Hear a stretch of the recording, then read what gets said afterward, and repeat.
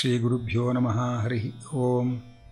ಜನ್ಮಾದ್ಯಸ್ಯ ಯತೋನ್ಮಯಾದಿತರತಶ್ಚಾರ್ಥೇಷ್ವಭಿಘ್ನಸ್ವರಾಟ್ ತೇನೇ ಬ್ರಹ್ಮಹೃದಾಯ ಆದಿಕವಯೇ ಮುಖ್ಯಂತಿ M ಸೂರಯಃ. ತೇಜೋ ವಾರಿಮೃದಾಂ ಯಥಾ ವಿನಿಮಯೋ ಯತ್ರ ತ್ರಿಸರ್ಗೋ ಮೃಷಾ. ಧಾಮ್ನಾ ಸ್ವೇನ ಸದಾ ನಿರಸ್ತಕುಹಕಂ ಸತ್ಯಂ ಪರಂ ಧೀಮಹಿ. ನಾರಾಯಣಂ ನಮಸ್ಕೃತ್ಯ ನರಂ ಚೈವ ನರೋತ್ತಮಂ ದೇವೀಂ ಸರಸ್ವತಿಂ ವ್ಯಾಸಂ ತಥೋ ಗ್ರಂಥಮುದೀರಯೇ. ನಾರದರು ಧರ್ಮರಾಜರಿಗೆ ಉಪದೇಶ ಮಾಡಿದ ಬದುಕಿನ ಸೂತ್ರಗಳ ಬಗ್ಗೆ ಹಿಂದಿನ ಸಂಚಿಕೆಯಲ್ಲಿ ಕೇಳಿದ್ದೇವೆ. ಮನುಷ್ಯ ತಾನು ಬದುಕಲಿಕ್ಕೆ ಯಾವ ವೃತ್ತಿಯನ್ನು ಆರಿಸಿಕೊಳ್ಬೇಕು ಅನ್ನುವಂತಹ ಮಹತ್ವದ ಸಂಗತಿಯನ್ನು ನಾರದರು ಮುಂದುವರಿಸ್ತಾರೆ ತಮ್ಮ ಉಪದೇಶದಲ್ಲಿ. ಬದುಕಿಗೆ ಏನಾದರೂ ಒಂದು ವೃತ್ತಿಯನ್ನು ಆರಿಸ್ಕೊಳ್ತಾ ಇರ್ತೇವೆ ನಾವು. ಆದರೆ ಯಾವ ವೃತ್ತಿಗಳು ಎಷ್ಟು ತರಹ ಇದೆ, ಇವತ್ತಿನ ವೃತ್ತಿಗಳು ಅದಕ್ಕೆ ಬೇರೆ ಬೇರೆ ಹೆಸರಿಡ್ತೇವೆ ನಾವು. ಆದರೆ ಶಾಸ್ತ್ರದಲ್ಲಿ ಎಷ್ಟು ತರಹದ ವೃತ್ತಿಗಳು ಅಂತ ಪರಿಗಣಿಸಿದ್ದಾರೆ. ಯಾವುದನ್ನು ನಾವು ಆರಿಸ್ಕೊಳ್ಬೇಕು, ಯಾವುದನ್ನು ಆರಿಸ್ಕೊಳ್ಬಾರದು ಅನ್ನೋದನ್ನು ಬಹಳ ಸೊಗಸಾಗಿ ನಾರದರು ನಿರೂಪಣೆ ಮಾಡ್ತಾರೆ. ಅವರು ಹೇಳ್ತಾರೆ, ಋತವೃತ್ತಿ, ಅಮೃತವೃತ್ತಿ, ಮೃತವೃತ್ತಿ, ಪ್ರಮೃತವೃತ್ತಿ, ಸತ್ಯಾನೃತವೃತ್ತಿ, ಹಾಗೆ ಅಂತ ವೃತ್ತಿಗಳು ನಾನಾ ತರಹ ಇದೆ. ಋತವೃತ್ತಿ ಅಂತಂದರೆ ಋತಂ ಉಂಚಶಿಲಂ ಪ್ರೋಕ್ತಂ ಅಂದರೆ ಶಿಲೋಂಚ ವೃತ್ತಿ ಅಂತ ನಾವು ಶಬ್ದ ಕೇಳಿರ್ತೇವೆ. ಅತ್ಯಂತ ಬದುಕಿನ ಪ್ರಾಮಾಣಿಕತೆ, ತುಂಬ ಪ್ರಾಮಾಣಿಕನಾಗಿ ಬದುಕೋದು ಅಂದರೆ ಏನರ್ಥ? ತಾನು ತನ್ನ ಬದುಕಿಗಾಗಿ ಯಾರಿಗೂ ಹೊರೆ ಆಗದೇ ಇರೋ ಹಾಗೆ ಬದುಕೋದು. ಅದಕ್ಕೆ ಶಿಲೋಂಚ ವೃತ್ತಿ ಅಂತ ಕರೀತಾರೆ. ಅಂದರೆ ದ್ರೋಣಾಚಾರ್ಯರು ಶಿಲೋಂಚ ವೃತ್ತಿಯಲ್ಲಿದ್ದರು ಹಾಗೆ ಅಂತ ಕೇಳಿದ್ದೇವೆ. ಯಾರಿಂದಲೂ ಏನನ್ನೂ ಸ್ವೀಕಾರ ಮಾಡದೆ, ಗದ್ದೆಯಲ್ಲಿ ಯಜಮಾನ, ಆ ನೆಲದ ಒಡೆಯ, ಅಲ್ಲಿ ಬೆಳೆದ ದವಸ ಧಾನ್ಯಗಳನ್ನೆಲ್ಲ ತೆಗೆದುಕೊಂಡು ಅವನ ಪಾಲನ್ನೆಲ್ಲ ತೆಗೆದುಕೊಂಡು ಅವನು ಹೋದ ಮೇಲೆ ಅಲ್ಲಿ ಉದುರಿ ಬಿದ್ದ ಧಾನ್ಯದ ಕಾಳುಗಳನ್ನು ಆರಿಸಿಕೊಂಡು ಅದು ಎಷ್ಟಿರುತ್ತೋ ಅಷ್ಟರಿಂದಲೇ ತೃಪ್ತಿಯಾಗಿ ಬದುಕ್ತಕ್ಕಂಥದ್ದು. ತನ್ನ ಬದುಕಿಗೋಸ್ಕರ ಯಾರನ್ನೂ ಕಾಡದೆ ಬೇಡದೆ, ಯಾರಿಗೂ ಹೊರೆಯಾಗದೆ, ತನ್ನ ಆ ಯಜಮಾನ, ನೆಲದ ಯಜಮಾನ, ಅವನ ಪಾಲಿನ ದವಸ ಧಾನ್ಯಗಳನ್ನೆಲ್ಲ ಅವನು ತೆಗೆದುಕೊಂಡು ಹೋದ ಮೇಲೆ ಅಲ್ಲಿ ಅಳಿದುಳಿದ ಕಾಳುಗಳನ್ನು ಹೆಕ್ಕಿ ಅದರಿಂದ ಎಷ್ಟು ತೃಪ್ತಿಯಾಗ ಅದನ್ನು ದೇವರಿಗೆ ಅರ್ಪಣೆ ಮಾಡಿ, ಉಳಿದವರಿಗೆ ಅರ್ಪಣೆ ಮಾಡಿ, ಉಳಿದದ್ದನ್ನು ಎಷ್ಟು ಉಳಿಯುತ್ತೋ ಅದರೊಳಗೆ ತೃಪ್ತಿಯಾಗಿ ಬದುಕತಕ್ಕಂಥ ಮಾರ್ಗ ಇದೆಯಲ್ಲ, ಇದು ಋತವೃತ್ತಿ ಅಂತ ಕರೀತಾರೆ. ತುಂಬ ಪ್ರಾಮಾಣಿಕವಾದ ವೃತ್ತಿ, ಯಾರಿಗೂ ಹೊರೆಯಾಗದೆ ತಾನು ಬದುಕತಕ್ಕಂತಹ ವೃತ್ತಿ. ಇನ್ನೊಂದು ಅಮೃತ ವೃತ್ತಿ ಅಂತ ಕರೀತಾರೆ. ಅಮೃತ ವೃತ್ತಿ ಅಂದ್ರೇನು? ಅಮೃತಂ ಯತ್ ಅಯಾಚಿತಂ, ಯಾರಲ್ಲೂ ಬೇಡದೆ ತಾನಾಗಿ ಒದಗಿ ಬಂದದ್ದೇನೋ ಅದರಿಂದ ಬದುಕೋದು. ಇದು ನಾವು ಕೇಳದೆ ಬಯಸದೇ ಬಂದ ಭಾಗ್ಯ ಅಂತ ಹೇಳ್ತೀವಿ, ಶಬ್ದ ಪ್ರಯೋಗ ಮಾಡ್ತೀವಿ ನೋಡಿ. ಹಾಗೆ ನಾವು ಬೇಡದೇ ಬಂದದ್ದು ನಮ್ಮ ಪಾಲಿಗೆ ಅಮೃತ. ಅದು ಆದ್ದರಿಂದ ಅದು ಆ ಅಮೃತ ವೃತ್ತಿ. ಅದು ಯಾರಲ್ಲೂ ಏನನ್ನೂ ಕೇಳದೇನೆ ಹೇಗೆ ದೇವರು ಒದಗಿಸ್ತಾನೋ, ಏನು ಒದಗಿಸ್ತಾನೋ ಅದರಿಂದ ಖುಷಿಯಾಗಿ ನೆಮ್ಮದಿಯಾಗಿ ಬದುಕೋದು. ಇದಕ್ಕೆ ಅಮೃತ ವೃತ್ತಿ ಅಂತ ಕರೀತಾರೆ. ಇನ್ನು ಮೃತವೃತ್ತಿ ಅಂತ ಇನ್ನೊಂದು ಹೇಳ್ತಾರೆ. ಮೃತವೃತ್ತಿ ಅಂತಂದರೆ ಮೃತಂತು ನಿತ್ಯಯಾಂಚ ಸ್ಯಾತ್, ಪ್ರತಿನಿತ್ಯ ಇನ್ನೊಬ್ಬರಲ್ಲಿ ಮುಂದೆ ದೈನ್ಯವನ್ನು ತೋರಿಸಿಕೊಂಡು ಇನ್ನೊಬ್ಬರ ಕಾಡಿ ಬೇಡಿ ಬೇಡಿ ಬದುಕೋದಿದೆಯಲ್ಲ, ಇದಕ್ಕೆ ಮೃತವೃತ್ತಿ ಅಂತ ಕರೀತಾರೆ. ಅಂದರೆ ಇದೊಂದು ರೀತಿ ಸ್ವಾಭಿಮಾನ ಇಲ್ಲದೆ ಬದುಕಿಯೂ ಸತ್ತ ಹಾಗೆ ಅಂತ ಹೇಳ್ತಾರಲ್ಲ, ಅದಕ್ಕೆ ಇದನ್ನು ಮೃತವೃತ್ತಿ ಅಂತ ಕರೀತಾರೆ. ಅಂದರೆ ಯಾವಾಗಲೂ ಮತ್ತೊಬ್ಬರನ್ನ ಬೇಡಿ ಬೇಡಿ ಬದುಕೋದು, ಈ ನಿತ್ಯದಲ್ಲಿಯೂ ಬೇಡಿಕೊಂಡು ಬದುಕೋದಿದೆಯಲ್ಲ, ಇದನ್ನು ಮೃತವೃತ್ತಿ ಅಂತಾರೆ. ಇನ್ನೊಂದು ಅಮೃತವೃತ್ತಿ ಆಯಿತು, ಮೃತವೃತ್ತಿ ಆಯಿತು, ಪ್ರಮೃತ ವೃತ್ತಿ ಅಂತ ಕರೀತಾರೆ. ಪ್ರಮೃತ ವೃತ್ತಿ ಅಂದರೆ ಬೇಸಾಯ ಮಾಡಿ ದವಸ ಧಾನ್ಯಗಳನ್ನು ಬೆಳೆದು ಬದುಕೋದು, ಅದನ್ನು ಉಪಯೋಗಿಸ್ಕೊಂಡು ಬದುಕೋದು. ಇದನ್ನು ಪ್ರಮೃತ ವೃತ್ತಿ ಅಂತ ಕರೆದರು. ಯಾಕೆ ಅಂತಂದರೆ ಆ ನೆಲದಲ್ಲಿ ಅನೇಕ ಕ್ರಿಮಿಕೀಟಗಳಿರುತ್ತೆ. ಆ ನೆಲದಲ್ಲಿ ಮೂಲ ನಿವಾಸಿಗಳು ಅಂತಂತಾರೆ ನೋಡಿ, ಆಗ ಆ ನೆಲದ ಮೂಲ ನಿವಾಸಿಗಳಾದ ಅನೇಕ ಕ್ರಿಮಿಕೀಟಗಳಿರುತ್ತೆ. ನಾವು ಬೇಸಾಯ ಮಾಡುವಾಗ ಎಷ್ಟೋ ಕ್ರಿಮಿಕೀಟಗಳು ಸತ್ತು ಹೋಗುತ್ತೆ. ನಮ್ಮ ಬದುಕಿಗಾಗಿ ಎಷ್ಟೋ ಮೂಲ ನಿವಾಸಿಯಾದ ಕ್ರಿಮಿಕೀಟಗಳ ಬದುಕಿನ ಹಕ್ಕನ್ನು ಕಸಿದುಕೊಂಡು ನಾವು ಬದುಕೋದಿದೆಯಲ್ಲ, ಅದಕ್ಕೆ ಇದನ್ನು ಪ್ರಮೃತ ವೃತ್ತಿ ಎಂದು ಕರೀತಾರೆ. ಇದೆಲ್ಲ ಮಾಡಬಾರ್ದು ಅಂತಲ್ಲ, ಎಷ್ಟು ತರಹದ ಬದುಕಿನ ದಾರಿಗಳು ಅಂತ ತೋರಿಸ್ತಾ ಇದ್ದಾರೆ ನಾರದರು. ಅನಂತರ ಸತ್ಯಾನೃತ ವೃತ್ತಿ ಅಂತ ಇನ್ನೊಂದು ಹೇಳ್ತಾರೆ. ಸತ್ಯಾನೃತ ಅಂದರೆ ಸುಳ್ಳು ಸತ್ಯಗಳ ಕಲಬೆರಕೆಯ ವೃತ್ತಿ. ಅದ್ಯಾವುದು ಅಂದರೆ ಸತ್ಯಾನೃತಂತೂ ವಾಣಿಜ್ಯಂ ಅಂತ ಹೇಳ್ತಾರೆ. ಅಂದರೆ ಪೂರ್ತಿ ಸತ್ಯವನ್ನೇ ಹೇಳ್ತಾ ಕೂತ್ರೆ ವ್ಯಾಪಾರ ನಡೆಯಲ್ಲ, ಪೂರ್ತಿ ಸುಳ್ಳೇ ಹೇಳ್ತಾ ಕೂತ್ರೆ ಯಾರೂ ಬರೋದೇ ಇಲ್ಲ. ಆದ್ದರಿಂದ ಸುಳ್ಳು ಮತ್ತು ಸತ್ಯಗಳ ಕಲಬೆರಕೆಯಿಂದ ಬದುಕುವಂತಹ ದಾರಿ ಅಂದರೆ ವಾಣಿಜ್ಯ. ಇದಿಷ್ಟು ವೃತ್ತಿಗಳು. ಇದರಲ್ಲಿ ಅವರವರ ಯೋಗ್ಯತಾನುಸಾರವಾಗಿ ಯಾವುದರಿಂದ ಬದುಕಲಿಕ್ಕೆ ಸಾಧ್ಯವೋ ಆ ವೃತ್ತಿಯಲ್ಲಿ ಅವರು ಬದುಕಬಹುದು. ಆದರೆ ಇನ್ನೊಂದು ವೃತ್ತಿ ಹೇಳ್ತಾರೆ, ಸ್ವವೃತ್ತಿ ಅಂತ ಹೇಳ್ತಾರೆ. ಸ್ವವೃತ್ತಿ ಅಂದರೆ ನಾಯಿಪಾಡಿನ ಜೀವನ ಅಂತ ಅರ್ಥ. ಅಂದರೆ ಅರ್ಥ ಏನು? ಅದಕ್ಕೆ ಹೇಳ್ತಾರೆ ಸ್ವವೃತ್ತಿ ನೀಚ ಸೇವನಂ ಅಂತಾರೆ.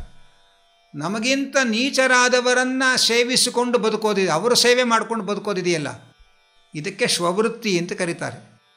ಇದನ್ನು ಇಬ್ಬರು ಸರ್ವಥಾ ಮಾಡಬಾರದು. ಉಳಿದವರು ಮಾಡಿದ್ರೆ ಬೇರೆ ವಿಚಾರ, ಯಾರೂ ಮಾಡಬಾರ್ದು. ಅದರೊಳಗೆ ಇಬ್ಬರು ಮಾತ್ರ ಮಾಡಲೇಬಾರದು ಅಂತಾರೆ.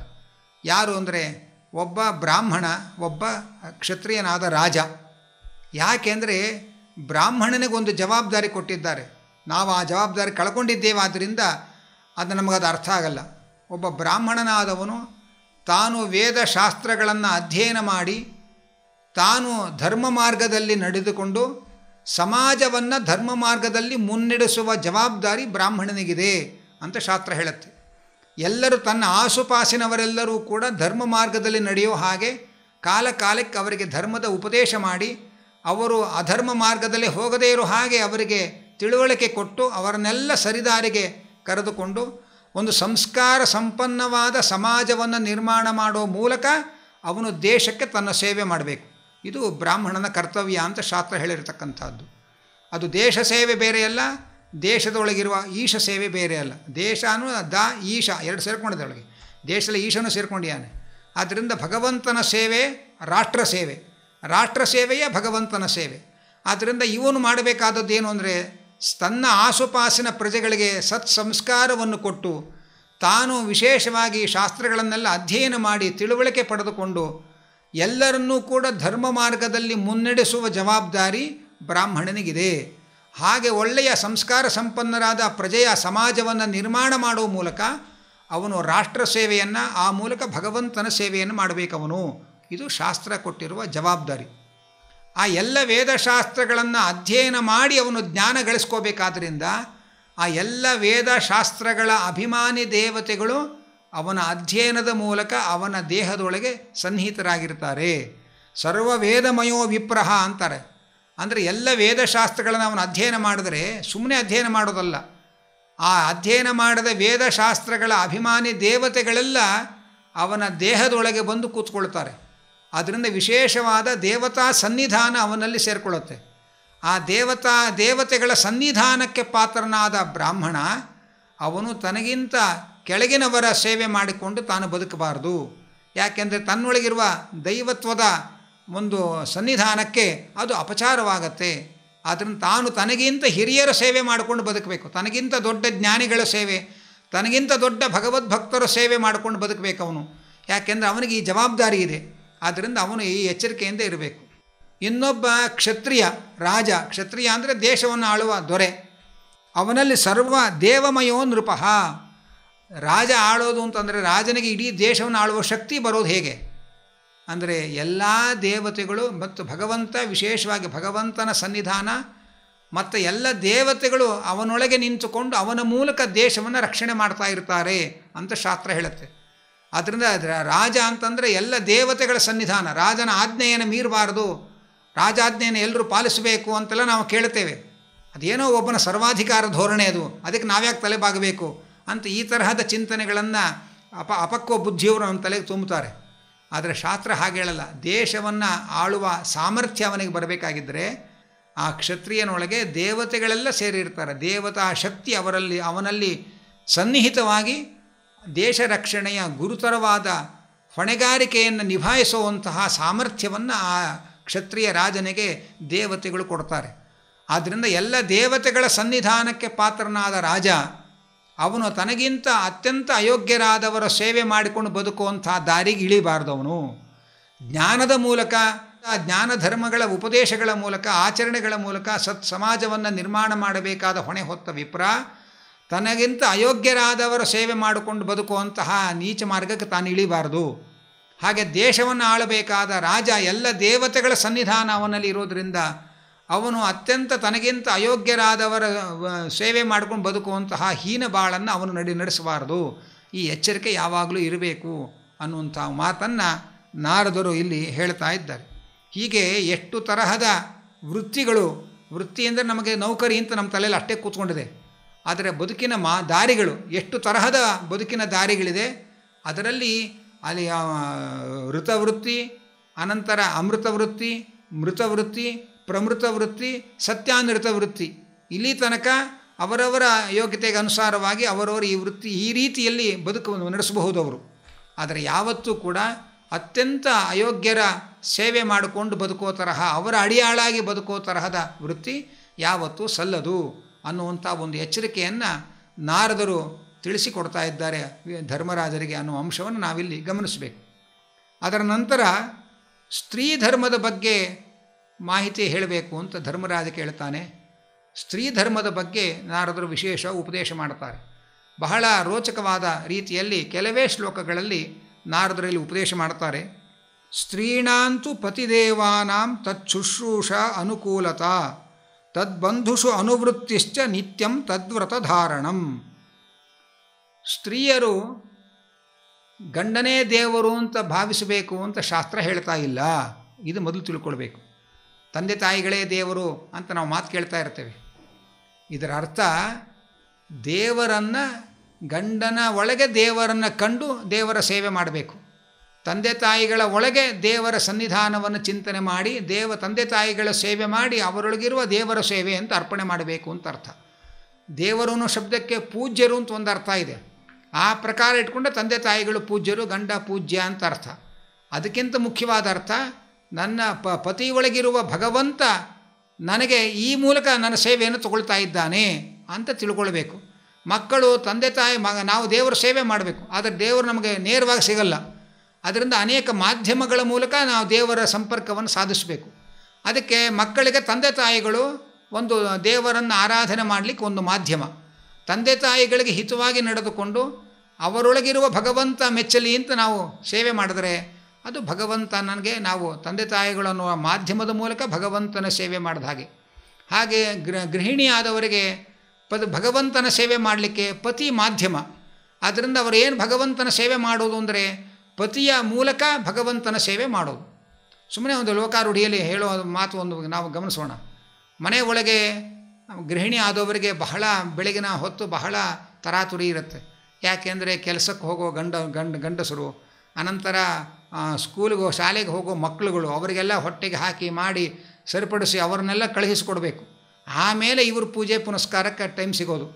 ಮಾತಾಡ್ತಾ ಏನು ಹೇಳ್ತಾರೆ ಹೆಣ್ಮಕ್ಳು ಸಾಮಾನ್ಯವಾಗಿ, ಸದ್ಯಕ್ಕೆ ಗಂಡ ಮಕ್ಕಳು ಅವ್ರನ್ನೆಲ್ಲ ಸಾಗ ಹಾಕಿದರೆ ಮದುವೆಯಾದ ಹೊಸರಲ್ಲಿ ಕೆಲಸಕ್ಕೆ ಕಳುಹಿಸಿದ್ರೆ ಅಂತ ಇರ್ತಾರೆ. ಸ್ವಲ್ಪ ಸರ್ವಿಸ್ ಜಾಸ್ತಿ ಆದಮೇಲೆ ಸಾಗ ಹಾಕೋದು ಅನ್ನೋ ಕ್ರಿಯಾಪದ ಬಳಕೆಗೆ ಬರೋಕ್ಕೆ ಶುರುವಾಗುತ್ತೆ. ಅಂತೂ ಗಂಡ ಮಕ್ಕಳನ್ನು ಸಾಗ ಹಾಕಿದರೆ ಆಮೇಲೆ ನಮಗೆ ದೇವ್ರ ಪೂಜೆ ಪ್ರಾರಂಭ. ಅಲ್ಲಿ ತನಕ ನಮ್ಮ ದೇವ್ರ ಪೂಜೆ ಮಾಡೋಕ್ಕೆ ಆಗಲ್ಲ ಅಂತ ಪರಿತಪಿಸ್ತಾ ಇರ್ತಾರೆ. ಶಾಸ್ತ್ರ ಹೇಳುತ್ತೆ, ಇಷ್ಟೊತ್ತು ಮಾಡಿದ್ರಲ್ಲ ಅದೇ ನಿಜವಾದ ದೇವರ ಪೂಜೆ. ಯಾಕೆಂದರೆ ಭಗವಂತನ ಪೂಜೆ ಅಂತಂದರೆ ಬರೇ ಪ್ರತಿಮೆಗಳಲ್ಲಿ ಮಾಡೋದಲ್ಲ. ಭಗವಂತನ ಪೂಜೆ ಅಂತಂದರೆ ಈಗ ಗಂಡನಿಗೇನು ಸಮಯಕ್ಕೆ ಸರಿಯಾಗಿ ಅವನಿಗೆ ಊಟ ತಿಂಡಿ ಹಾಕಿ ಅವನನ್ನು ಕೆಲಸಕ್ಕೆ ಕಳುಹಿಸ್ಕೊಟ್ರಿ, ಮಕ್ಕಳಿಗೇನು ಅವ್ರಿಗೆ ಸ್ನಾನ ಮಾಡಿಸಿ ಅವರಿಗೆಲ್ಲ ವೇಷಭೂಷಣಗಳನ್ನ ಹಾಕಿ ಹೊಟ್ಟೆಗೆ ಹಾಕಿ ಅವರನ್ನು ಶಾಲೆಗೆ ಕಳಿಸ್ತೀರಿ, ಇದೇ ನಿಜವಾದ ಭಗವಂತನ ಸೇವೆ. ಯಾಕೆಂದ್ರೆ ಇವರೆಲ್ಲ ಆಗಲೇ ರಿಯಾಕ್ಟ್ ಮಾಡೋ ದೇವತೆಗಳಿವರು. ನಿಮ್ಮ ಪ್ರತಿಮೆ ಒಳಗೆ ಆಮೇಲೆ ಪೂಜೆ ಮಾಡ್ಕೋತೀರಲ್ಲ, ಅವರೆಲ್ಲ ಪಾಪ 2 ನಿಮಿಷ ಕಾಯ್ತಾರೆ. ಅವರು ಆ ಮಾಧ್ಯಮದಲ್ಲಿ ಅವರು ಕೂಡಲೇ ರಿಯಾಕ್ಷನ್ ತೋರಿಸಲ್ಲ. ಈ ಮಾಧ್ಯಮಗಳಲ್ಲಿ ಕೂಡಲೇ ರಿಯಾಕ್ಷನ್ ತೋರಿಸ್ತಾರೆ. ನೀವು ಉಣಬಡಿಸಿ ಅವರಿಗೆ ಹಾಕಿದರೆ ತೃಪ್ತಿಯಾಗಿ ಹೋಗ್ತಾರೆ. ಅಲ್ಲಿ ಆ ದೇವರು ತೃಪ್ತಿ ಆದ ಅನ್ನೋದು ನಿಮ್ಮ ಕಣ್ಣಿಗೆ ಕಾಣುತ್ತೆ. ಹಾಗೆ ಇಲ್ಲಿ ಈ ಮಾಧ್ಯಮದಲ್ಲಿ ಗಂಡ ಮಕ್ಕಳು ಈ ಮಾಧ್ಯಮದಲ್ಲಿ ಭಗವಂತ ಕೂಡಲೇ ರಿಯಾಕ್ಷನ್ ತೋರಿಸ್ತಾನೆ. ಆದರೆ ಪ್ರತಿಮೆಗಳಿಗೆ ನಿಧಾನ ಅವನೇನು ರಿಯಾಕ್ಷನ್ ಜಾಸ್ತಿ ತೋರ್ಸೋಕ್ಕೆ ಹೋಗಲ್ಲ, ಸುಮ್ಮನೆ ಮೌನವಾಗಿ ಕೂತಿರ್ತಾನೆ. ನೀವು ಸ್ವಲ್ಪ ತಡವಾಗಿ ಪೂಜೆ ಮಾಡಿದ್ರು ಸುಮ್ಮನೆ ಕೂತಿರ್ತಾನೆ ಪರಮಾತ್ಮ. ಆದ್ದರಿಂದ ಇವರೆಲ್ಲ ಈ ಜೀವಂತ ಪ್ರತಿಮೆಗಳಿದೆಯಲ್ಲ, ಈ ಚೇತನ ಪ್ರತಿಮೆಗಳು, ಅದರೊಳಗೆ ಭಗವಂತನನ್ನು ಏನು ಇಷ್ಟು ಹೊತ್ತು ಸೇವೆ ಮಾಡಿದ್ದೀರಿ, ಅದೇ ನಿಜವಾದ ಭಗವಂತನ ಸೇವೆ ಅನ್ನೋ ಎಚ್ಚರಿಕೆ ಇರಬೇಕು. ಅದಕ್ಕೆ ಒಂದು ರಾಮಾಯಣದ ಒಂದು ಸನ್ನಿವೇಶವನ್ನು ನಾವು ಗಮನಿಸಬೇಕು. ಏನಂದರೆ, ರಾಮಾಯಣದಲ್ಲಿ ರಾಮದೇವರು ವನವಾಸಕ್ಕೆ ಹೋಗೋ ನಿರ್ಧಾರ ಮಾಡಿದ್ದಾರೆ. ಅದಕ್ಕೋಸ್ಕರ ಕೌಸಲ್ಯೆಯ ಅಂತಃಪುರಕ್ಕೆ ಬಂದಿದ್ದಾರೆ ರಾಮದೇವರು. ಕೌಸಲ್ಯಗೆ ನಮಸ್ಕಾರ ಮಾಡಿ, ಅಮ್ಮ, ನಾನು ಪಿತೃವಾಕ್ಯ ಪರಿಪಾಲನೆ ಮಾಡ್ತಾ ಇದ್ದೇನೆ, ನಾನು ಕಾಡಿಗೆ ಹೋಗ್ತಾ ಇದ್ದೇನೆ. ಕೌಸಲ್ಯಗೆ ರಾಮನನ್ನು ಕಾಡಿಗೆ ಕಳಿಸೋದಕ್ಕೆ ಇಷ್ಟ ಇಲ್ಲ. ತನ್ನ ಗಂಡ ದಶರಥ ಕೈಕೇಯಿಯ ಮಾತಿನ ಪಾಶಕ್ಕೆ ಬಿದ್ದು ಇಂಥ ಕೆಟ್ಟ ನಿರ್ಧಾರ ಮಾಡ್ತಾ ಇದ್ದಾರೆ ಅನ್ನೋ ಕಳವಳ ಅವಳಿಗೆ, ಕೌಸಲ್ಯ ಹೇಳ್ತಾಳೆ, ಅಲ್ಲಪ್ಪ, ಮೊದಲು ಮಾತೃದೇವೋ ಭವ, ಆಮೇಲೆ ಪಿತೃದೇವೋ ಭವ ಅಂತ ಶಾಸ್ತ್ರ ಹೇಳೋದು. ಪಿತೃವಾಕ್ಯ ಪರಿಪಾಲನೆ ಮಾಡ್ತೇನೆ ಅಂತ ನೀನು ಕಾಡಿಗೆ ಹೋಗೋದಾದರೆ, ನಾನು ತಾಯಿ ಹೇಳ್ತಾ ಇದ್ದೇನೆ, ಕಾಡಿಗೆ ಹೋಗ್ಕೊಡ್ದು, ನೀನು ಅರಮನೆಯಲ್ಲಿ ಇರಬೇಕು, ನೀನು ಮಾತೃವಾಕ್ಯವನ್ನು ಪರಿಪಾಲನೆ ಮಾಡು, ಬರೀ ಪಿತೃವಾಕ್ಯ ಪರಿಪಾಲನೆ ಮಾಡಿದ್ರೆ ಹೇಗೆ ಅಂತ ಕೌಸಲ್ಯೆ ಆ ವಾತ್ಸಲ್ಯದ ಸಲಿಗೆಯಲ್ಲಿ ಹೇಳ್ತಾಳೆ. ರಾಮಚಂದ್ರ ಕೌಸಲ್ಯೆಯ ಮುಖ ನೋಡಿ ನಗುತ್ತಾ ಇರ್ತಾನೆ. ಅಮ್ಮನ ವಾತ್ಸಲ್ಯದ ಮಾತುಗಳಿದು ಅಂತ ಅಮ್ಮ ಹೇಳ್ತಾಳೆ. ಯಾರಮ್ಮ? ರಾಮ ಹೇಳ್ತಾನೆ, ನಿಜ, ನೀ ಹೇಳಿದು ಮೊದಲು ಮಾತೃದೇವೋ ಭವ, ಆಮೇಲೆ ಪಿತೃದೇವೋ ಭವ, ನೀ ಹೇಳಿದ 100% ಸತ್ಯ, ಶಾಸ್ತ್ರ ಅದನ್ನೇ ಹೇಳೋದು. ನನಗೆ ನಮ್ಮಮ್ಮ ಮೊದಲು, ನಮ್ಮಮ್ಮನಿಗೆ ನಮ್ಮಪ್ಪ ಮೊದಲು. ಆದ್ದರಿಂದ ಅಪ್ಪನ ಮಾತು ಕೇಳಿದ್ರೆ ಅಮ್ಮನ ಮಾತು ಕೇಳಿದ ಹಾಗಾಗತ್ತಲ್ಲೇನಮ್ಮ ಅಂತ ಮಾತಿನಲ್ಲೇ ನಯವಾಗಿ ಕಟ್ಟಿ ಹಾಕ್ತಾನೆ.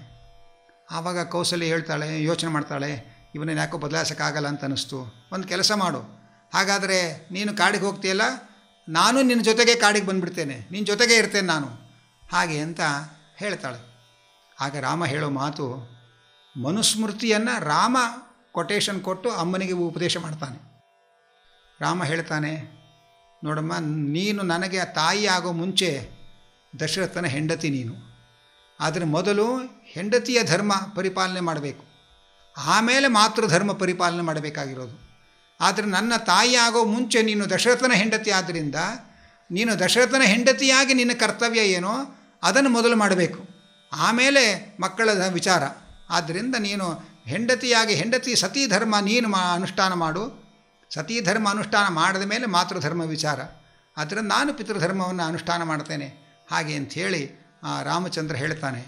ಅಲ್ಲಿ ಹೇಳುವಾಗ ಮನುಸ್ಮೃತಿಯ 2 ವಾಕ್ಯವನ್ನು ಹೇಳ್ತಾನೆ.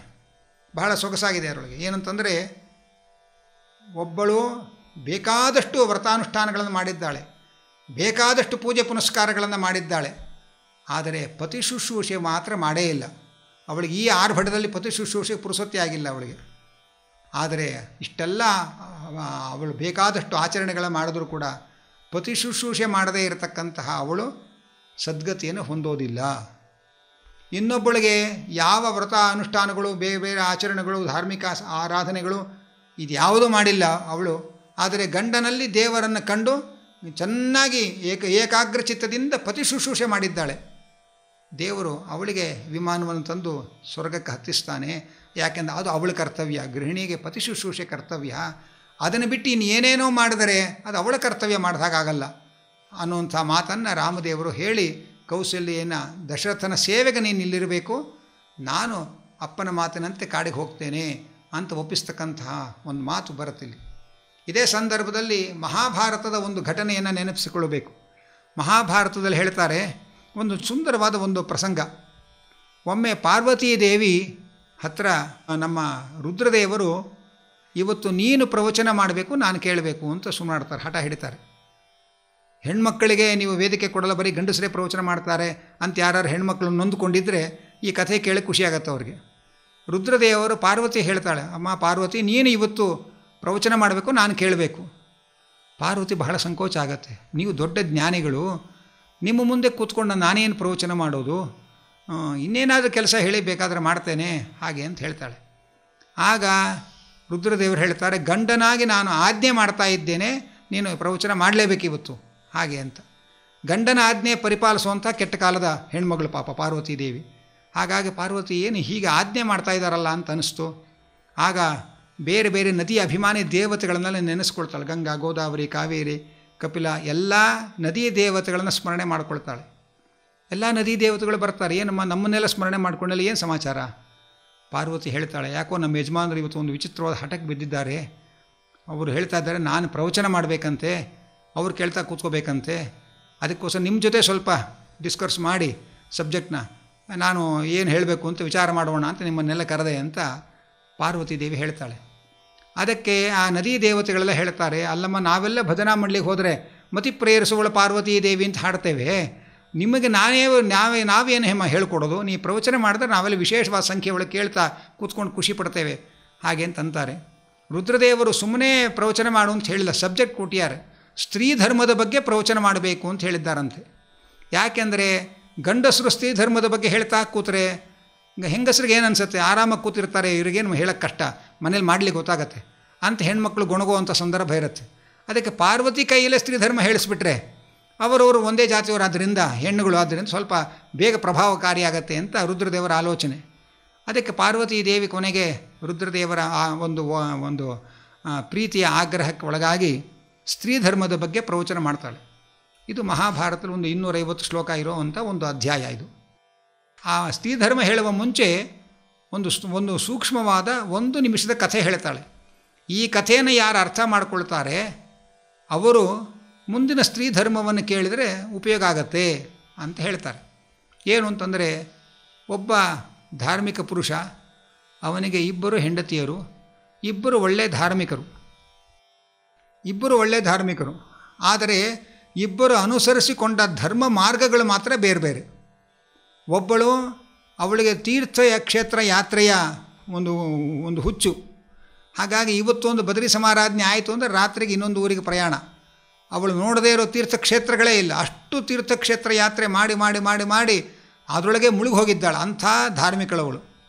ಮತ್ತೊಬ್ಬಳು ಮನೆಯಿಂದ ಹೊರಗೆ ಹೋಗಿಲ್ಲ, ಅವಳಿಗೆ ಕಾವೇರಿ ನದಿ ಎಲ್ಲಿದೆ ಅಂತ ಗೊತ್ತಿಲ್ಲ, ಗಂಗೆ ಎಲ್ಲಿದೆ ಅಂತ ಗೊತ್ತಿಲ್ಲ, ಮನೆ ಬಿಟ್ಟೇ ಹೊರಗೆ ಹೋಗಿಲ್ಲ ಅವಳು, ಅಂಥ ಧಾರ್ಮಿಕಳವಳು. ಒಂದು ದಿವಸ ಮನೆ ಮುಂದಿನ ರಸ್ತೆ ಒಳಗೇನೆ ಒಂದು ಸಣ್ಣ ಅಪಘಾತ ಆಗಿ 2 ಹೆಂಡತಿಯರು ಮರಣವನ್ನು ಹೊಂದುವ ಸಂದರ್ಭ. ಆಗ ಯಮದೇವರು ಮನೆಯೊಳಗೆ ಇದ್ಲಲ್ಲ, ಅವಳಿಗೆ ವಿಮಾನ ತಂದು ನೀ ಹತ್ತಮ್ಮ, ಸ್ವರ್ಗಕ್ಕೆ ಹೊರಡು ನೀನು ಹತ್ತು ಹಾಗೆ ಅಂತ ಇದ್ದಾರೆ. ಆಗ 2ನೇ ಹೆಂಡತಿ ಯಮನ ಮುಂದೆ ತಕರಾರು ತೆಗಿತಾ ಇದ್ದಾಳೆ, ಅಲ್ಲ ನಾನು ಭೂಪಟ ಇಟ್ಕೊಂಡು ಹುಡುಕಿ ತೀರ್ಥಕ್ಷೇತ್ರ ಯಾತ್ರೆ ಮಾಡಿದವಳು, ಎಲ್ಲ ನದಿ ಸರೋವರಗಳು ಎಲ್ಲೆಲ್ಲಿ ಏನೇನಿದೆ ಎಲ್ಲ ಅಲ್ಲಿ ಮುಳುಗಿದ್ದೆ, ನಾನು ಮುಳುಗದೇ ಇರೋ ತೀರ್ಥ ಇಲ್ಲ, ಸರೋವರ ಇಲ್ಲ, ನಾನು ನೋಡದೇ ಇರೋ ಕ್ಷೇತ್ರ ಇಲ್ಲ, ಅಷ್ಟು ಧರ್ಮಾಚರಣೆ ಮಾಡಿದ್ದೇನೆ. ನನಗೆ ವಿಮಾನವನ್ನು ಹತ್ತಿ ಸ್ವರ್ಗಕ್ಕೆ ಹೋಗ್ಲಿಕ್ಕೆ ಹೇಳೋದು ಬಿಟ್ಟು ನೀವು, ಅವಳು 24 ಗಂಟೆ ಮನೆಯೊಳಗೆ ಕೂತಿಯಾಳೆ, ಎಲ್ಲೂ ಹೋಗಿಲ್ಲ, ಯಾವ ಧರ್ಮಾಚರಣೆಯೂ ಮಾಡಿಲ್ಲ, ಕಾವೇರಿ ಸ್ನಾನವೂ ಇಲ್ಲ, ಗಂಗಾ ಸ್ನಾನವೂ ಇಲ್ಲ, ಏನೂ ಇಲ್ಲ, ಮನೆಯಲ್ಲೇ ಕೂತಿಯಾಳು ಅವಳಿಗೆ ಹೋಗಿ ನೀವು ವಿಮಾನ ಹತ್ತು ಅಂತ ಇದ್ದೀರಲ್ಲ, ಇದು ಅನ್ಯಾಯ ಹಾಗೆ ಅಂತ ಯಮದೇವರ ಮುಂದೆ ವಾದ ಮಾಡಿದ್ಲು. ಯಮದೇವರು ನಗುತ್ತಾ ಹೇಳ್ತಾ ಇದ್ದಾರೆ, ನೋಡಮ್ಮ, ಒಬ್ಬ ಗೃಹಿಣಿಗೆ ಪತಿ ಶುಶ್ರೂಷೆ ಪರಮಧರ್ಮ. ಅವಳು ಅದಕ್ಕೋಸ್ಕರ ತನ್ನ ಪತಿ ಶುಶ್ರೂಷೆಗೆ ಚ್ಯುತಿ ಬರುತ್ತೆ ಅಂಥೇಳಿ ಮನೆ ಬಿಟ್ಟು ಎಲ್ಲೂ ಹೋಗೇ ಇಲ್ಲ. ಅವಳು ಎಲ್ಲ ಧರ್ಮವನ್ನು ಪತಿ ಶುಶ್ರೂಷೆ ಒಳಗೆ ಪಡೆದಿಯಾಳವಳು. ನಿನಗೆ ತೀರ್ಥಕ್ಷೇತ್ರ ಯಾತ್ರೆ ಮಾಡೋ ಭರದಲ್ಲಿ ಒಂದು ದಿವಸವೂ ಪತಿ ಶುಶ್ರೂಷೆ ಮಾಡೋಕ್ಕೆ ನಿನಗೆ ಪುರುಸೊತ್ತು ಸಿಕ್ಕಿಲ್ಲ. ಆದ್ದರಿಂದ ನೀನು ಬೇಕಾದ್ರೆ ಧರ್ಮಾಚರಣೆ ಮಾಡಿದ್ದೆ, ಅದು ಯಾವುದು ನಿನ್ನ ಕರ್ತವ್ಯ ಅಲ್ಲ. ಕರ್ತವ್ಯವನ್ನು ಬಿಟ್ಟು ಬೇರೆ ಧರ್ಮಗಳನ್ನೆಲ್ಲ ಮಾಡ್ತಾ ಕೂತ್ರೆ ಆ ಧರ್ಮ ನಮ್ಮನ್ನು ರಕ್ಷಣೆ ಮಾಡಲ್ಲ. ನಮ್ಮ ಕರ್ತವ್ಯವನ್ನು ನಾವು ಮಾಡೋದು ಇದೆಯಲ್ಲ, ಅದೇ ನಮ್ಮನ್ನು ರಕ್ಷಣೆ ಮಾಡೋದು. ಅವಳು ಯಾವ ಕ್ಷೇತ್ರ ಯಾತ್ರೆಗೆ ಹೋಗಿಲ್ಲ, ಆದರೆ ಪತಿ ಶುಶ್ರೂಷೆಯನ್ನು ಎಡೆಬಿಡದೆ ಮಾಡ್ಕೊಂಡು ಬಂದಿದ್ದಾಳವಳು. ಆದ್ದರಿಂದ ಅದು ಅವಳ ಗೃಹಿಣಿಯ ಕರ್ತವ್ಯ. ಆದ್ದರಿಂದ ಅವಳ ಕರ್ತವ್ಯ ಧರ್ಮವನ್ನು ಅವಳು ಅನುಷ್ಠಾನ ಮಾಡಿದ್ದಾಳಾದ್ದರಿಂದ ಅವಳಿಗೆ ಸ್ವರ್ಗಕ್ಕೆ ಏರಕ್ಕೆ ಅವಕಾಶ ಕೊಟ್ಟಿದ್ದೇನೆ. ನಿನಗೂ ಸ್ವರ್ಗಕ್ಕೆ ಹೋಗಬೇಕು ಅಂತ ಅಪೇಕ್ಷೆ ಇದ್ದರೆ ನೀನು ಮತ್ತೆ ಇಷ್ಟು ವರ್ಷದ ಕ್ಷೇತ್ರ ಯಾತ್ರೆಯನ್ನೆಲ್ಲ ಸ್ತಬ್ಧಗೊಳಿಸಿ ಮನೆಯೊಳಗೆ ಕೂತು ಪತಿ ಶುಶ್ರೂಷೆ ಮಾಡು. ಆಗ ನಿನಗೆ ಆ ಪತಿ ಶುಶ್ರೂಷೆ ಮಾಡಿದ ಮೇಲೆ ಈ ಮಾಡಿದ ಕ್ಷೇತ್ರ ಯಾತ್ರೆ ಪುಣ್ಯ ನಿನಗೆ ಸೇರಿಕೊಳ್ಳುತ್ತೆ. ಆಮೇಲೆ ಸ್ವರ್ಗದ ವಿಚಾರ ಮಾತಾಡೋಣ ಅಂತ ಹೇಳಿ ಹೋದರು ಅಂತ 1 ನಿಮಿಷದ ಪುಟ್ಟ ಕಥೆಯನ್ನು ಹೇಳಿ ಪಾರ್ವತಿ, ಈ ಕಥೆಯನ್ನು ಯಾರು ಅರ್ಥ ಮಾಡಿಕೊಳ್ತಾರೆ ಅವರಿಗೆ ನಾನು ಮುಂದೆ ಹೇಳೋ ಸ್ತ್ರೀ ಧರ್ಮ ಉಪಯೋಗ ಆಗುತ್ತೆ ಅಂತ ಹೇಳ್ತಾಳೆ. ಮುಂದಿನ ಸ್ತ್ರೀ ಧರ್ಮ ವಿವರಣೆ ನಾನು ಹೇಳಕ್ಕೆ ಹೋಗಲ್ಲ, ಯಾಕಂದರೆ 250 ಶ್ಲೋಕ ಮಹಾಭಾರತದಲ್ಲಿ ಬರೋ ಸಂಗತಿ ಅದು. ಭಾಗವತದಲ್ಲಿ ಇಷ್ಟು ಮಾತನ್ನು ಹೇಳ್ತಾ ತತ್ಶುಶ್ರೂಷ ಅಂತ ಅದನ್ನು ಹೇಳ್ತಾ ಇದ್ದಾರೆ. ಪತಿ ಅಂತರ್ಗತನಾದ ಭಗವಂತನ ಶುಶ್ರೂಷೆ. ಅನುಕೂಲತ, ಬರೇ ಕೂಲಾಗಿರ್ತಾರೆ ಕೆಲವು ಹೆಣ್ಮಕ್ಳು, ಕೆಲಸಕ್ಕೆ ಬರಲ್ಲ, ಅದು ಬರೇ ಕೂಲಾಗಿದ್ದು ಸಾಲದು, ಅನುಕೂಲ ಆಗಿರಬೇಕು. ಅದಕ್ಕೆ ಗಂಡನಿಗೆ ಅನುಕೂಲ ಆಗಿದ್ದರೆ ಅದು ಗಂಡನೊಳಗಿರುವ ದೇವರ ಸೇವೆ ಆಗತ್ತೆ. ಅನಂತರ ತದ್ಬಂಧುಷು ಅನುವೃತ್ತಿಶ್ಚ, ಗಂಡನ ಮನೆಯ ಬಂಧುಗಳು ಯಾರಿದ್ದಾರೆ, ಅತ್ತೆ ಮಾವ ಇರ್ಬೋದು, ನನ್ನ ನಾದಿನಿ ಇರ್ಬೋದು, ಆ ಗಂಡನ ಬಂಧುಗಳಲ್ಲಿ ಒಂದು ಪ್ರೀತಿ ವಿಶ್ವಾಸವನ್ನು ಬೆಳೆಸಿಕೊಂಡು ಅವರ ಜೊತೆಯಲ್ಲೂ ಹೊಂದಾಣಿಕೆಯ ಬಾಳನ್ನು ನಡೆಸಬೇಕು. ಅದು ಪತಿವ್ರತೆಯ ಕರ್ತವ್ಯ. ನಿತ್ಯಂ ತದ್ವ್ರತ ಧಾರಣಂ, ಬೇರೆ ಬೇರೆ ವ್ರತಗಳನ್ನು ಮಾಡಲಿಕ್ಕೆ ಆಗುತ್ತೋ ಬಿಡುತ್ತೋ, ದೇಹದ ಆರೋಗ್ಯದ ಸಮಸ್ಯೆ ಇರಬಹುದು, ಆದರೆ ಪಾತಿವ್ರತ್ಯ ಮಾತ್ರ ಎಂದೂ ಬಿಡಬಾರ್ದು. ಯಾವ ಕಾಲಕ್ಕೂ ಮೈಮೈಯಲ್ಲೆಲ್ಲ ಎಚ್ಚರಿಕೆಯಿಂದ ಪಾತಿವ್ರತ್ಯವನ್ನು ಕಾಪಾಡಿಕೊಂಡಿರಬೇಕು. ಅನಂತರ ಸಮ್ಮಾರ್ಜನ ಉಪಲೇಪಾಭ್ಯಾಂ, ಪ್ರತಿನಿತ್ಯ ಬೆಳಗ್ಗೆ ಎದ್ದು ಮನೆ ಕಸಗುಡಿಸಿ, ಮನೆಯನ್ನು ಸಾರಿಸಿ, ರಂಗವಲ್ಲಿಗಳನ್ನು ಹಾಕಿ, ಮನೆ ಭಗವಂತನ ಮಂದಿರ ಅಂತ ತಿಳ್ಕೊಂಡು ನಾವು ಆ ಮನೆಯನ್ನು ಶೃಂಗಾರವಾಗಿ ಅಲಂಕಾರವಾಗಿಡಬೇಕು. ಅನಂತರ ಗೃಹಮಂಡನ ವರ್ತನೈಹಿ, ಬರೀ ಕಸಗುಡಿಸಿ ಸಾರಿಸೋದು ಅಷ್ಟೇ ಅಲ್ಲ, ಮನೆಯ ಪಾತ್ರೆ ಪಡಗು ಎಲ್ಲವನ್ನೂ ಕೂಡ ಓರಣವಾಗಿ ಜೋಡಿಸಿಟ್ಟು ಅದನ್ನು ಬಹಳ ಶುಭ್ರವಾಗಿ ಮನೆಯ ಪದಾರ್ಥಗಳನ್ನೆಲ್ಲ ದವಸ ಧಾನ್ಯಗಳಾಗಿರ್ಬೋದು, ಪಾತ್ರೆಗಳೇ ಆಗಿರಬಹುದು, ಎಲ್ಲವನ್ನು ಕೂಡ ಚೆನ್ನಾಗಿ ಅಲಂಕಾರವಾಗಿ ಅದನ್ನು ಶುದ್ಧವಾಗಿಟ್ಟು ಮನೆಯನ್ನು ಸ್ವಚ್ಛವಾಗಿಟ್ಟುಕೊಳ್ಬೇಕು. ಮತ್ತು ಸ್ವಯಂಚ ಮಂಡಿತ, 24 ಗಂಟೆ ಮನೆಯನ್ನೆಲ್ಲ ಸ್ವಚ್ಛವಾಗಿಡೋದಕ್ಕೆ ಪ್ರಯತ್ನ ಮಾಡಿ ತಾವು ಮಾತ್ರ ಏನೂ ಅಲಂಕಾರ ಮಾಡ್ಕೊಳ್ಳೋದು ಭಯಂಕರವಾಗಿ ಕಾಣಬಾರದು. ಅದನ್ನು ಸ್ವಯಂಚ ಮಂಡಿತ ನಿತ್ಯಂ, ತಾನು ಯಾವಾಗಲೂ ಕೂಡ ಶುದ್ಧವಾಗಿ ಒಬ್ಬ ಗೃಹಿಣಿಗೆ ಯಾವ ರೀತಿ ಹೇಳಿದ್ದಾರೆ ಆ ರೀತಿ ತಾನು ಅಲಂಕಾರಗೊಂಡಿರಬೇಕು. ತಾನು ಕೂಡ ಯಾವಾಗ ತಲೆ ಕೆದರ್ಕೊಂಡು ವಿಕಾರವಾಗಿ ಭಯಂಕರವಾಗಿ ಇರಬಾರ್ದು. ತಾನು ಕೂಡ ಅಲಂಕಾರ ಮಾಡಿಕೊಂಡಿರಬೇಕು, ಮನೆಯನ್ನು ಅಲಂಕಾರವಾಗಿಟ್ಟಿರಬೇಕು, ತಾನೂ ಅಲಂಕಾರ ಮಾಡಿಕೊಂಡಿರಬೇಕು. ಜೊತೆಯಲ್ಲಿ ಈ ಕಾಲಕ್ಕೆ ಬಹಳ ಮುಖ್ಯವಾದ ಮಾತನ್ನು ನಾರದರು ಅವತ್ತೇ ಹೇಳ್ತಾ ಇದ್ದಾರೆ, ಪರಿಮೃಷ್ಟ ಪರಿಚ್ಛದ, ಅಂದರೆ ಮೈ ತುಂಬ ಬಟ್ಟೆ ಹಾಕ್ಕೊಂಡಿರಬೇಕು ಅನ್ನೋ ಸಂಗತಿಯನ್ನು ನಾರದರು ಬಹಳ ಹಿಂದೆ ಹೇಳಿದ್ದಾರೆ ಪಾಪ. ಯಾಕೆಂದರೆ ಇವತ್ತು ಪ್ರದರ್ಶನದ ಮಹಿಳೆಯರಾಗ್ತಾ ಇದ್ದಾರೆ, ಅವತ್ತಿನ ಮಹಿಳೆಯರು ನಿದರ್ಶನ ಆಗ್ತಾಯಿದ್ರು. ನಾವು ನಿದರ್ಶನದ ಮಹಿಳೆಯರಾಗಬೇಕೇ ಹೊರತು ಪ್ರದರ್ಶನದ ಮಹಿಳೆಯರಾಗಬಾರ್ದು ಅನ್ನೋ ಎಚ್ಚರಿಕೆಯನ್ನು ನಾರದರು ನಮಗೆ ಕೊಡ್ತಾ ಇದ್ದಾರೆ. ಜೊತೆಯಲ್ಲಿ ಸಂತುಷ್ಟ ಅಲೋಲುಪ ದಕ್ಷ ಧರ್ಮಜ್ಞ ಪ್ರಿಯ ಸತ್ಯವಾಕ್, ಗಂಡನ ಪ್ರಾಮಾಣಿಕವಾದ ಸಂಪಾದನೆ ಏನಿದೆ ಅದರಿಂದ ತೃಪ್ತಿಯಾಗಿ ಬದುಕೋದನ್ನು ಕಲ್ತ್ಕೊಳ್ಬೇಕು. ಮನೆಯಲ್ಲಿ ಗೃಹಿಣಿ ಆದವಳು ವಿಪರೀತ ಆಸೆ ಬುರುಕಳಾದರೆ ಅವಳ ಆಸೆಯನ್ನು ನೆರವೇರಿಸಲಿಕ್ಕೆ ಅಂಥೇಳಿ ಗಂಡ ಟೇಬಲ್ ಕೆಳಗೆ ಕೈ ಹಾಕ್ತಾನೆ, ಆಮೇಲೆ ಮಾಧ್ಯಮದಲ್ಲೆಲ್ಲ ಇವನದೇ ಚಿತ್ರ ತೋರಿಸ್ತಾ ಇರ್ತಾರೆ. ಆದ್ದರಿಂದ ಗಂಡನ ಪ್ರಾಮಾಣಿಕವಾದ ಸಂಪಾದನೆ ಏನಿದೆ ಅದರಿಂದ ತೃಪ್ತಿಯಾಗಿ ಬದುಕೋದನ್ನು ಅವಳು ಕಲ್ತ್ಕೊಂಡಿರಬೇಕು. ಮತ್ತು ಮನಸ್ಸಿನ ಚಾಂಚಲ್ಯ ಬಿಡಬೇಕು, ಕಂಡದ್ದನ್ನೆಲ್ಲ ಬೇಕು ಅನ್ನುವಂಥ ಆಸೆ ಬುರುಕತನ ಬಿಡಬೇಕು. ಅನಂತರದಲ್ಲಿ ಸತ್ಯವಾದ ಪ್ರಿಯವಾದ ಹಿತವಾದ ಮಾತುಗಾರಿಕೆಯಿಂದ ಗಂಡನನ್ನು ಸಂತೋಷಪಡಿಸ್ತಾ ಇರಬೇಕು. ಹೀಗೆ ಯಾರು ಯಾಪತಿಂ ಹರಿಭಾವೇನ ಭಜೇತ್ ಶ್ರೀರಿವ ತತ್ಪರ, ಭಗವಂತನನ್ನು ಲಕ್ಷ್ಮಿ ಅನುಸರಿಸಿಕೊಂಡಿರುವ ಹಾಗೆ ಯಾರು ಗಂಡನನ್ನು ಈ ರೀತಿಯಲ್ಲಿ ಅನುಸರಿಸಿಕೊಂಡಿರ್ತಾರೆ ಅವರು ಪರಲೋಕದಲ್ಲೂ ಗಂಡನ ಜೊತೆಯಲ್ಲಿ ಸಂತೋಷವಾಗಿ ಬದುಕ್ತಾರೆ ಎಂಬಂತಹ ಸ್ತ್ರೀ ಧರ್ಮದ ಪ್ರವಚನವನ್ನು ತಿಳಿಸ್ತಾ ಇದ್ದಾರೆ. ಅಧಿಕ ಮಾಸದಲ್ಲಿ ದ್ರೌಪದಿ ದೇವಿಗೆ ಇದೇ ನಾರದರು ಒಂದು ಸ್ತ್ರೀ ಧರ್ಮ ಹೇಳ್ತಾರೆ, ತುಂಬ ಹೇಳ್ತಾರೆ. ಅವಳಿಗೆ 2 ಅಂಶವನ್ನು ನಾವು ಗಮನಿಸಬೇಕಾದದ್ದು, ಅದನ್ನು ಈ ಸಂದರ್ಭದಲ್ಲೇ ತಿಳ್ಕೋಬೇಕಾಗತ್ತೆ. ಏನು ಅಂತಂದರೆ, ಮನೆಯ ಯಜಮಾನನಾದವನು ಮನೆಯ ಆರ್ಥಿಕ ಜವಾಬ್ದಾರಿಯನ್ನು ಮನೆಯ ಯಜಮಾನಿಗೆ ಗೃಹಿಣಿಗೆ ಒಪ್ಪಿಸಬೇಕು ಅಂತ ಒಂದು ಮಾತು ಹೇಳ್ತಾರೆ. ಅಂದರೆ ಬರೋ ಅತಿಥಿಗಳು, ಅವರಿಗೆ ಸತ್ಕಾರ, ಅದಕ್ಕೆ ಬೇಕಾದ ಖರ್ಚು ವೆಚ್ಚಗಳು, ಇದರದೆಲ್ಲ ಜವಾಬ್ದಾರಿಯನ್ನು ಹೆಂಡತಿ ಕೈಗೆ ಕೊಟ್ಟಿರಬೇಕು ಹಾಗೆ ಅಂತ ಹೇಳ್ತಾರೆ. ಯಾಕೆ ಎಲ್ಲ ಬಂದ ಸಂಬಳನೆಲ್ಲ ಹೆಂಡತಿ ಕೊಟ್ಟು ಬಸ್ ಚಾರ್ಜ್ ದುಡ್ಡು ಕೊಡು ಕೈ ಹೊಡೆದು ಕೇಳ್ತಾ ಇರಬೇಕು ಅಂತ ನಾರದರ ಅಭಿಪ್ರಾಯ ಅಲ್ಲ. ನಾರದರು ಇದಕ್ಕೆ 2 ಕಾರಣ ಹೇಳ್ತಾರೆ. ಒಂದು ಕಾರಣ ಏನಂದರೆ, ಗಂಡ ಎಲ್ಲ ಆರ್ಥಿಕ ವ್ಯವಹಾರಗಳನ್ನೆಲ್ಲ ತಾನೇ ತನ್ನ ಮುಷ್ಟಿಯಲ್ಲೇ ಇಟ್ಕೊಂಡು ತಾನು ಜೀವನ ನಡೆಸ್ತಾ ಇದ್ದರೆ ಹೆಂಡತಿಗೆ ಏನೋ ಆಸೆ ಆಕಾಂಕ್ಷೆಗಳು ಇರುತ್ತೆ ಪಾಪ. ಅವಳು ಹಗಲಿರುಳು ಮನೆಯಲ್ಲಿ ದುಡಿತಾ ಇರ್ತಾಳೆ, ಅವಳಿಗೇನೋ ಅದು ತೊಗೋಬೇಕು ಇದು ತೊಗೋಬೇಕು ಅಂತ ಬೆಳ್ಳಿ ಬಂಗಾರದ ಏನೋ ಆಸೆಗಳಿರುತ್ತೆ. ಗಂಡನನ್ನು ಕೇಳ್ತಾಳೆ, ಆದರೆ ಗಂಡನಿಗೆ ಆರ್ಥಿಕ ಶಕ್ತಿ ಇರೋದಿಲ್ಲ, ಅವನು ಕೊಡ್ತಾ ಇರಲ್ಲ. ಅವಳಿಗೇನು ಅನಿಸುತ್ತೆ, ನಮ್ಮ ಗಂಡನಿಗೆ ದುಡ್ಡಿದೆ ಬೇಕಾದಷ್ಟು, ಜಿಪುಣತನ ಏನು ಕೊಡಲ್ಲ, ನನ್ನ ಮೇಲೆ ಪ್ರೀತಿ ಇಲ್ಲ ಅಂತ ಹೀಗೆಲ್ಲ ಅಪವ್ಯಾಖ್ಯಾನ ಮಾಡ್ಕೊಳ್ತಾ ಹೋಗ್ತಾಳೆ. ನಾರದರು ಹೇಳ್ತಾರೆ, ಅದಕ್ಕೇ ಮನೆಯ ತಿಂಗಳ ಖರ್ಚಿನ ದುಡ್ಡೆಲ್ಲ ಅವಳ ಕೈಲೇ ಕೊಡಿ, ಮನೆಯ ತಿಂಗಳ ಖರ್ಚಲ್ಲಿ ಎಷ್ಟು ಆದಾಯ ಎಷ್ಟು ಏನಿದೆ ಸಮಾಚಾರ ಅನ್ನೋದನ್ನೆಲ್ಲ ಅವಳಿಗೆ ಗೊತ್ತಾಗಲಿ. ಆಗ ಅವಳಿಗೆ ಮನೆಯ ಆರ್ಥಿಕ ಪರಿಸ್ಥಿತಿ ಏನು ಅಂತ ಅವಳಿಗೆ ಗೊತ್ತಿದ್ದರೆ ಗಂಡನನ್ನು ಅವಳು ಪೀಡಿಸ್ಲಿಕ್ಕೆ ಹೋಗಲ್ಲ. ಆವಾಗ ಅವಳು ನೆಮ್ಮದಿಯಾಗಿ ಬದುಕ್ತಾಳೆ, ಗಂಡನೂ ನೆಮ್ಮದಿಯಾಗಿ ಬದುಕ್ತಾನೆ. ಜೊತೆಯಲ್ಲಿ ನಾರದರು ಇನ್ನೊಂದು ಮಾತು ಹೇಳ್ತಾರೆ, ಮನೆಯ ಖರ್ಚು ವೆಚ್ಚಗಳನ್ನೆಲ್ಲ ತನ್ನ ಬುದ್ಧಿವಂತಿಕೆಯನ್ನು ಚೆನ್ನಾಗಿ ನಿಭಾಯಿಸಿ ಅದರಲ್ಲಿ ದುಡ್ಡು ಉಳಿಸಿಕೊಂಡು ಅವಳೇನಾದರೂ ತನಗಿಷ್ಟವಾದದ್ದನ್ನು ತೊಗೊಂಡ್ರೆ ಗಂಡನಾದವರು ತಕರಾರು ಮಾಡಬೇಡ್ರಿ, ಅವಳು ತೃಪ್ತಿಯಾಗಿರಬೇಕು ಅನ್ನೋ ಒಂದು ಎಚ್ಚರಿಕೆಯನ್ನು ಕೂಡ ಹೇಳ್ತಾರೆ. ಹಳೆ ಕಾಲದ ಅಡುಗೆ ಮನೆಯೊಳಗೆ ಯಾವುದೋ ಡಬ್ಬಿಗಳನ್ನು ಇಷ್ಟಿಷ್ಟು ದುಡ್ಡು ವ್ಯವಹಾರ ಮಾಡಿದಾಗ ಉಳಿದ ದುಡ್ಡು ಅಲ್ಲಿ ಹಾಕ್ಕೊಂಡಿರ್ತಾರೆ. ಆದ್ದರಿಂದ ಹೀಗೆ ಅವರು ಮನೆ ಖರ್ಚು ತಿಂಗಳ ಖರ್ಚನ್ನೆಲ್ಲ ಬುದ್ಧಿವಂತಿಕೆಯಿಂದ ನಿಭಾಯಿಸಿ ಸ್ವಲ್ಪ ಹಣ ಉಳಿಸಿಕೊಂಡು ಅದರಿಂದ ಏನಾದರೂ ಅವರು ಸ್ವಂತಕ್ಕೇನಾದ್ರು ಆಸೆಪಟ್ಟು ತೊಗೊಂಡ್ರೆ ಅದನ್ನು ನೀವು ತಕರಾರು ಮಾಡಬೇಡಿ, ಸಂತೋಷಪಡ್ರಿ, ಅವರು ಸಂತೋಷವಾಗಿರಲಿ ಅನ್ನುವಂಥ ಎಚ್ಚರಿಕೆಯನ್ನು ಹೇಳ್ತಾರೆ. ಜೊತೆಯಲ್ಲಿ ಇನ್ನೊಂದು ಮಹತ್ವದ ಎಚ್ಚರಿಕೆ ಹೇಳ್ತಾರೆ. ನಾಳೆ ಏನೋ ಮನೆಯೊಳಗೆ ಒಂದು ವಿಶೇಷವಾದ ಫಂಕ್ಷನ್ ಇದೆ, ಅದು ಪಿತೃಕಾರ್ಯ ಇರಬಹುದು, ದೇವತಾ ಕಾರ್ಯ ಇರಬಹುದು. ಅದಕ್ಕೋಸ್ಕರವಾಗಿ ಖರ್ಚಿಗೆ ಬ್ರಾಹ್ಮಣರಿಗೆ ದಕ್ಷಿಣೆ ಗಿಕ್ಷಣೆ ಅದಕ್ಕೆ ಇದಕ್ಕೆ ಅಂತ ಇಷ್ಟು ದುಡ್ಡು ಕೊಟ್ಟಿರ್ತಾರೆ. ಆ ದುಡ್ಡಲ್ಲಿ ಉಳಿಸ್ಕೊಳ್ಳುವಂಥ ಜಿಪುಣತನ ಹೆಂಡತಿಯರು ತೋರಿಸಬಾರ್ದು. ತಿಂಗಳ ಖರ್ಚಿನಲ್ಲಿ ಉಳಿಸ್ಕೋಬೇಕೇ ಹೊರತು ಮರುದಿವಸದ ಪಿತೃಕಾರ್ಯವೋ ಏನೋ ಇರುತ್ತೆ, ಅದಕ್ಕೆ ದಾನ ದಕ್ಷಿಣೆಗೆ ಅಂತ ಹೇಳಿ ಇಷ್ಟು ದುಡ್ಡು ಇಟ್ಕೊಂಡ್ರು ಇದೆಲ್ಲ ಕೊಡಬೇಕು ನೀನು ನಾಳೆ ಹಾಗೆಂದು ಕೊಟ್ಟಿರ್ತಾನೆ. ಆ ವಿಶೇಷವಾದ ಪಿತೃಕಾರ್ಯ ದೇವತಾ ಕಾರ್ಯಗಳಿಗೆ ಕೊಟ್ಟ ಹಣವನ್ನೇನಿದೆ ಅದರಲ್ಲಿ ಇವು ಸುಮ್ಮನೆ ಯಜಮಾನರು ಹೇಳಿರ್ತಾರೆ ಎಲ್ರಿಗೂ 100 ರೂಪಾಯಿ ದಕ್ಷಿಣೆ ಕೊಡು ಅಂತ. ಬುದ್ಧಿ ಇಲ್ಲ ನಮ್ಮ ಯಜಮಾನರಿಗೆ ಹೇಳಿ 90 ರೂಪಾಯಿ ಕೊಟ್ಟು 10 ರೂಪಾಯಿ ಉಳಿಸ್ಕೊಳ್ಳೋ ಕಾರ್ಯಕ್ರಮ, ಅಥವಾ 10 ರೂಪಾಯಿ ಕೊಟ್ಟು 90 ರೂಪಾಯಿ ಉಳಿಸ್ಕೊಳ್ಳೋ ಇಂಥ ಜಾಣತನಗಳನ್ನು ತೋರಿಸಬಾರ್ದು ಅನ್ನೋ ಎಚ್ಚರಿಕೆಯನ್ನು ನಾರದರು ಹೇಳ್ತಾರೆ. ಇದೆಲ್ಲದಕ್ಕಿಂತ ಮುಖ್ಯವಾದ ಮತ್ತೊಂದು ಉದ್ದೇಶವನ್ನು ನಾರದರು ನಿಧಾನವಾಗಿ ಬಿಡಿಸಿ ಹೇಳ್ತಾರೆ.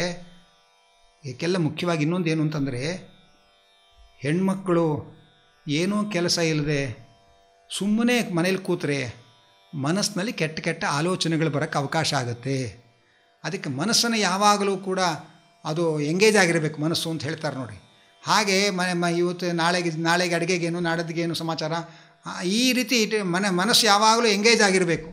ಆವಾಗ ಕೆಟ್ಟ ಕೆಟ್ಟ ಆಲೋಚನೆಗಳು ಮನೆಯಾದ ಗೃಹಿಣಿಗೆ ಬೇರೆ ಪರಪುರುಷರ ಆಲೋಚನೆಗಳಾಗಿರ್ಬೋದು, ಕೆಟ್ಟ ಆಲೋಚನೆಗಳು ಮನಸ್ಸಿನಲ್ಲಿ ಮೂಡಬಾರ್ದು.